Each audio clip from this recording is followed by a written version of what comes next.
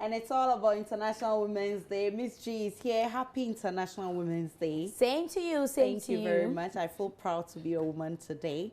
Every woman must feel proud that this day has been set aside to celebrate us. So. And I know how the women in the music industry have been suffering. I mean, from Miss Bell to...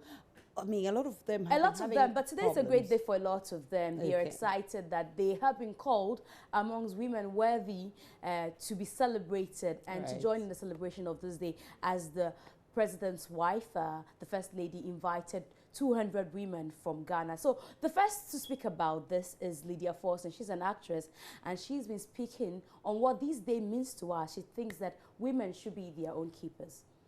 I mean, first of all, I love the theme for this occasion, Be Bold for Change.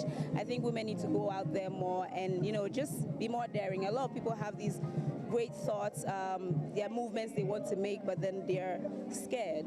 But I love that we are encouraging women to go out there and speak up.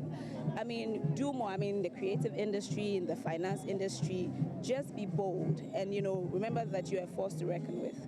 You have been tagged as being extremely bold. You just say anything you want, and sometimes you cause so much controversy. I do not write, you should know that I do not write just for attention. Half of the things that I do write about, if you're a woman, you should be able to relate with. So it doesn't matter what industry you find yourself in. We need to also start asking the right questions.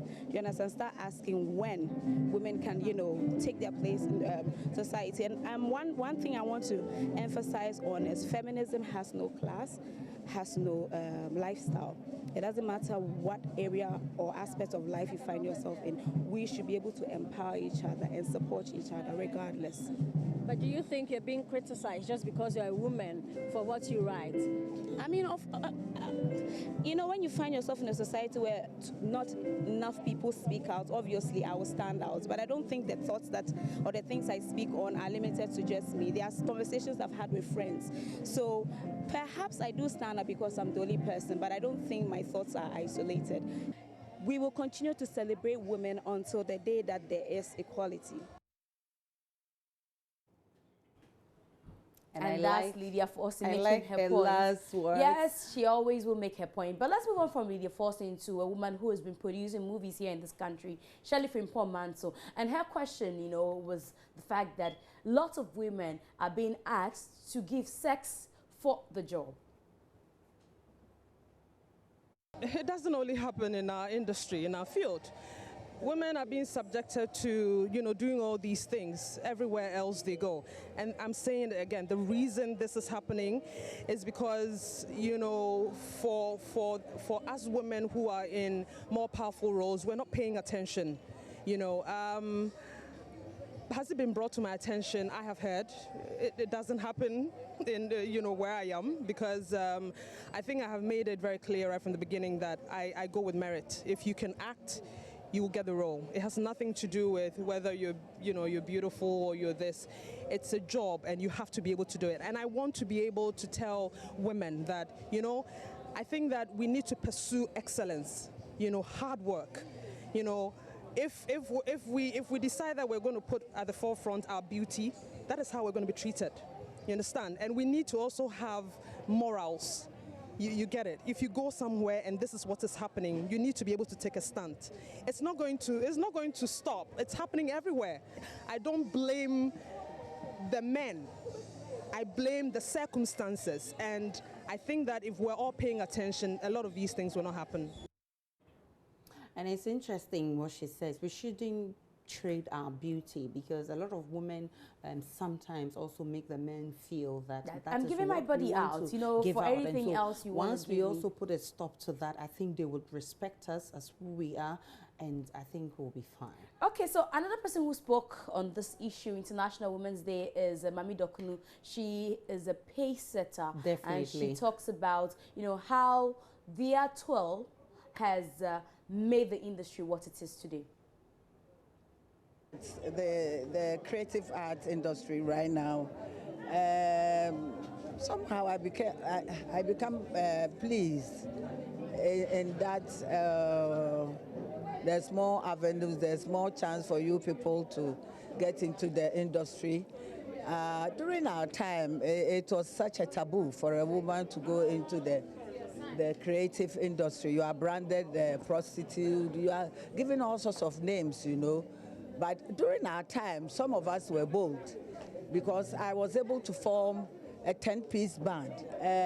Sometimes it affects you in that your marriage gets on rock, and the men didn't understand us. And the government at that time also didn't give us the push. So what advice I'll give to the government right now is to give the creative industry a push. And I'm so happy that he started doing it. It's through some of us. Those who came on earlier did something a lot, like Kunedu Ajima, Rollins, and co. And some of us followed. And I think through some of us that we see what we are saying today. Are we asking for too much in your view? We are not. Why are we asking for too much? Everything every policy will work well. It will have to, women will have to support it. We are not asking for too much. We are actually disappointed at the number of parliamentarians we see at the parliament. We are disappointed at the DCEs that are chosen from women. We are disappointed at the head of institutions and all that. I mean, I think they are cheating us. And so that's the evergreen Mami Dokunu speaking on the International Women's Day. But there's a concern being raised by Auntie B of Efiora fame, right. The late Santos wife, and here are her concerns. Movie no mo ye no mo ye ne brof no omo mfa ye no mo so aye kuma wood movie stars no omo mfa ye enkambom. The English-speaking movies in Ghana should contact the local actresses and actors. We should join them to work. People think me, Auntie B, I can't speak English, none understand. But if I'm given the script, I can do my best. I can express myself.